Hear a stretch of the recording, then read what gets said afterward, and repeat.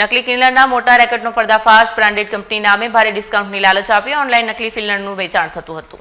સુરત ગ્રામ્ય એલસીબી પોલીસે બાતમીના આધારે પરબ ગામના ઓમ ટેક્સટાઇલ પાર્કમાં દરોડો પાડી બ્રાન્ડેડ કંપનીના નામે ચાલતા નકલી ક્લીનરના મોટા રેકેટનો પર્દાફાશ કર્યો છે. અહીં માપા ફેશન નામના એકમમાં કોસ્મેટિક્સ આઇટમની આડમાં જાણીતી બ્રાન્ડ લાઇઝોલના લોગો અને પેકિંગનો ઉપયોગ કરી ડુપ્લિકેટ ક્લીનર બનાવવામાં આવતું હતું. પોલીસે સ્થળ પરથી 10.70 લાખની મત્તા કબજે કરી 23 વર્ષીય સંચાલક મોનિલ સંજય ઘોડિયાની ધરપકડ કરી છે. એલસીબીના વિક્રમ સાગરામભાઈ અને રોહિત બાબુભાઈને મળેલી બાતમીના આધારે પ્લોટ નંબર 184, 185ના બીજા માળે રેડ કરવામાં આવી. તપાસ દરમિયાન પોલીસને લાઇઝોલ બ્રાન્ડના ડુપ્લિકેટ સ્ટીકર મારેલા 5 લીટરના 886 કેન, પેકિંગ મશીન, વિવિધ ફ્લેવરના કેમિકલ અને આઈફોન મળી આવ્યા હતા.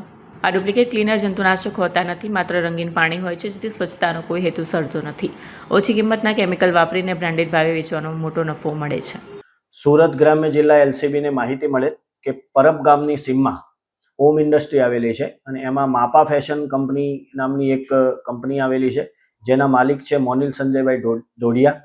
તેઓ તેમની આ ઓથોરાઇઝ કંપનીની આડમાં લાઇઝોલ કંપનીના ક્લીનર ડુપ્લિકેટ બનાવે છે. જે માહિતી આધારે એલસીબીની ટીમે એમની કંપનીમાં રેડ કરતા એમને માપા ફેશનની જે પ્રોડક્ટ હતી એ સિવાય એમના ત્યાંથી 860 નંગ લાઇઝોલ કંપનીના ક્લીનરના ભરેલા કેન, એના સ્ટીકરો તેમજ એની સાથે જે યુઝ કરવા માટે વપરાતું હતું એ કેમિકલ મળી ટોટલ 10,72,000નો મુદ્દામાલ એલસીબીએ રિકવર કરેલ છે અને આ કામે કામરેજ પોલીસ સ્ટેશનની જાણવાજોગ દાખલ કરી આગળની કાયદેસરની કાર્યવાહી હાથ ધરેલ છે.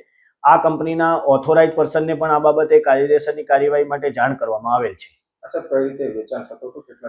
આ લાઇઝોલ કંપનીના જે ક્લીનર એ બનાવતા હતા એ સેલ્સમેનો દ્વારા પણ બજારમાં વેચતા હતા અને ઓનલાઈન પણ બજારમાં વેચતા હતા એવી જાણકારી મળેલ છે. કેટલા સમયથી આ કારખાનું ચાલતું? આ કારખાનું તો એમનું જે ઓથોરાઇઝ છે તો લાંબા સમયથી ચાલે છે, પરંતુ આ જે લાઇઝોલના ક્લીનર બનાવવાની કામગીરી છેલ્લા 1-2 મહિનાથી ચાલતી હોવાની હાલની તપાસમાં જાણવા મળે છે. જે ઓરિજિનલ પ્રોડક્ટ છે અને ડુપ્લિકેટ પ્રોડક્ટ છે, ભાવમાં અને ક્વોલિટીમાં કેટલો તફાવત?